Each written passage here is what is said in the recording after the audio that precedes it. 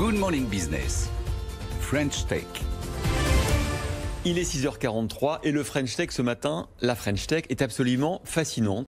On en parle depuis 2 heures du mat, quand on est un peu rentré dans le dossier. Et avec vous, Pierre Junio, on va parler, vous êtes fondateur et président de Safety Line, du Waze des pilotes d'avion. Parce que nous, naïvement, on pensait qu'avant le décollage, on leur donnait un plan de vol qui correspondait à l'optimisation des vents contraires, des points peut-être de tension géopolitique, de la meilleure route possible. Eh bien, vous nous dites non.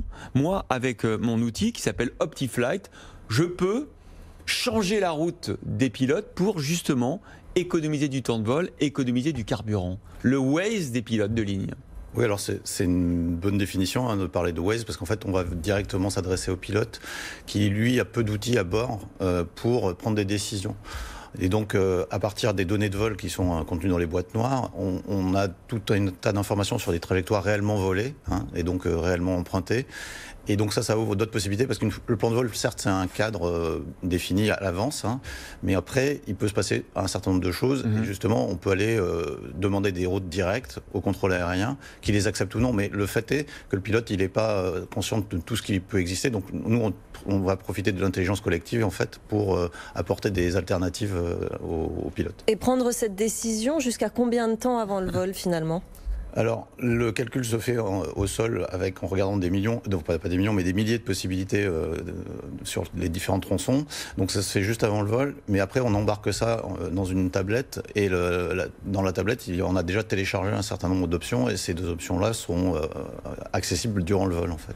Alors évidemment, c'est pas juste un doux rêve, c'est un outil opérationnel que vous avez notamment mis en place avec Transavia et qui donne déjà des résultats probants, notamment en termes de consommation de carburant. Oui, absolument. Donc ça fait à peu près 1 an que Transavia l'utilise.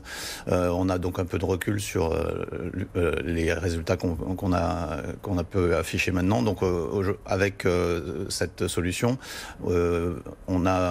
Transavia a pu faire des économies de l'ordre de 84 tonnes sur l'année. Donc il y a encore des progrès à faire de toute façon. 84 tonnes de carburant, c'est à peu près 250 tonnes d'émissions de CO2. C'est déjà pas mal. Bien. Et donc et des raccourcis empruntés par les pilotes qui leur ont permis de gagner du temps aussi. Oui, c'est ça, c'est des raccourcis. Donc à la fois on économise en carburant, mais aussi on réduit le temps de vol.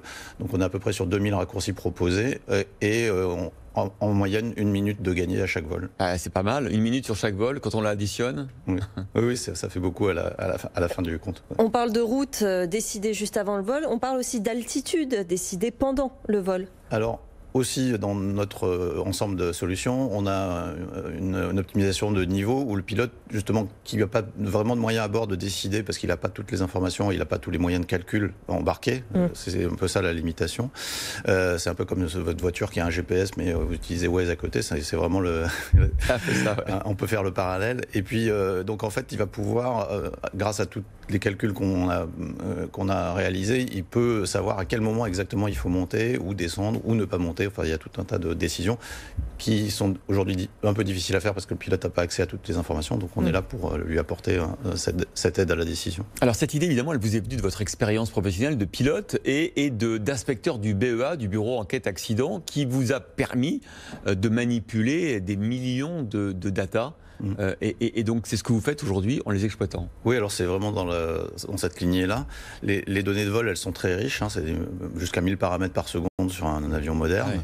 On a donc un ensemble d'informations très riches, et puis parallèlement, ces données, on n'en fait pas grand-chose. Donc avec un recul un peu de pilote sur qu'est-ce qu'il est possible de faire en vol, parce qu'il y a vraiment c'est assez contraint, donc on ne peut pas faire n'importe quoi, mais il y a quand même des opportunités, et on peut utiliser ces données dont on ne fait rien par ailleurs pour faire des économies de carburant et réduire les émissions également. Alors vous êtes où en termes de développement? Parce qu'en 2017, vous aviez fait une levée de fonds de 3 millions auprès notamment de Safran, le groupe ADP, BPI, France. Absolument. Aujourd'hui, vous avez les reins suffisamment solides pour poursuivre? Alors aujourd'hui, on a 20 clients sur OptiFlight, 70 clients en tout, parce qu'on a d'autres solutions digitales pour l'aviation. On se développe malgré le Covid, parce qu'en fait, on répond à des enjeux qui sont vraiment essentiels aujourd'hui, avec ce qui est fait, la honte de prendre l'avion, la question environnementale, les coûts pour les compagnies aériennes. On est vraiment sur le secteur qui peut être encore porteur dans l'aviation. Donc on continue à se développer et forcément à l'international parce qu'on doit atteindre des clients qui sont dans le monde entier. Donc, voilà la French Tech, oui, donc ça continue malgré la crise. Bon, tant mieux. Merci pour la safety line, la French Tech du jour sur Good Morning Business. Merci beaucoup d'avoir été avec nous.